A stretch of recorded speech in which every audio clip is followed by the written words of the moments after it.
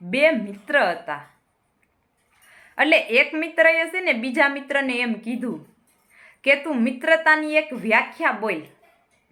એટલે બીજો મિત્ર છે ને એ ખૂબ સરસ બોલ્યો કે સૂરજ પણ આથમી જઈશે ચંદ્ર માટે, કે સૂરજ પણ આથમી જઈશે ચંદ્ર માટે.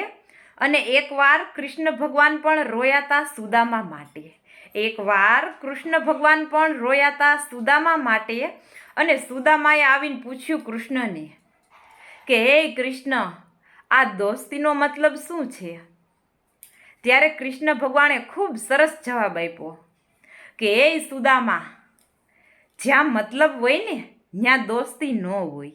જ્યાં મતલબ હોય ત્યાં દોસ્તી ન હોય. અને જ્યાં દોસ્તી હોય ને ત્યાં મતલબ ન હોય. જ્યાં દોસ્તી હોય ત્યાં મતલબ ન હોય. જ્યાં પાકી ભાઈબંધી હોય ને